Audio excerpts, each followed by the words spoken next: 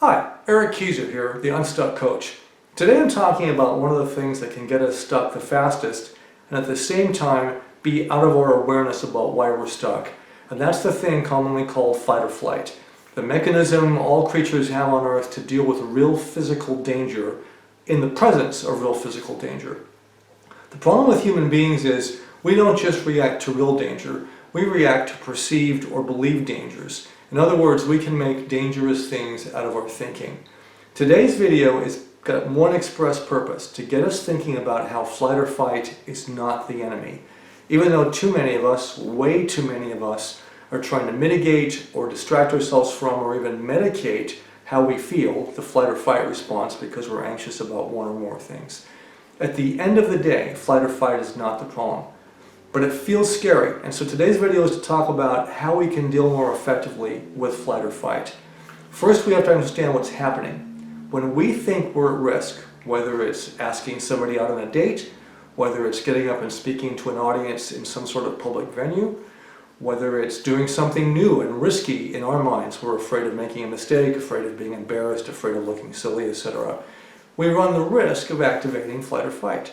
And we all know what I'm talking about. The physical sensations of flight or fight, for instance, the skipping or racing heart, the shallowness of breath, kind of a sense of our eyes blurring or focusing, that weird sense of detachment moving out of our bodies sometimes if we're really anxious, blushing or flushing, sweating, nausea in our stomach, butterflies all the way to throwing up sometimes.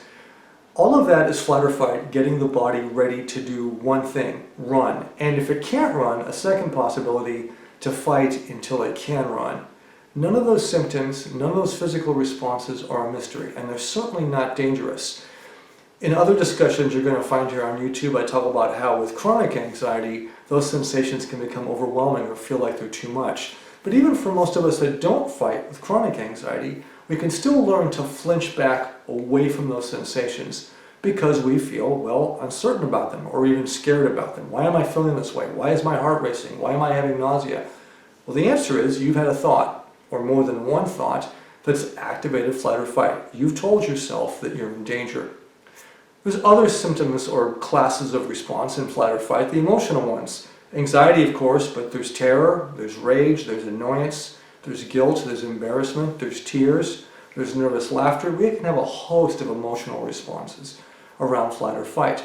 And again, those emotions are very strong. They can surge through us, seem to come out of nowhere.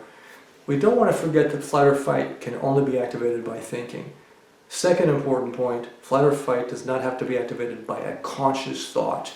We can have a habitual thought, a semi-conscious or even unconscious thought zip through our skulls, and that can be enough to activate flight or fight. Finally, there are psychological responses to flight or fight. Disorientation and its opposite, hyper-awareness or sharpening of attention. We can stutter, which is purely psychological, it's not physical. We can be confused, disoriented, we can have a hard time recalling data, names, words, etc. All of that is because flight or fight has got one mission, like I said earlier, to get us to safety. And if we can't get to safety right away, gear us up to do battle until we can get away. So the bottom line is this: flight or fight can be very scary, terrifying. I spent 20 years of my life running away from flight or fight when I dealt with chronic anxiety. But at the end of the day, the truth is there's no danger in flight or fight. However scary we feel, however scary those sensations or those emotions or those psychological processes can be, there's no danger there.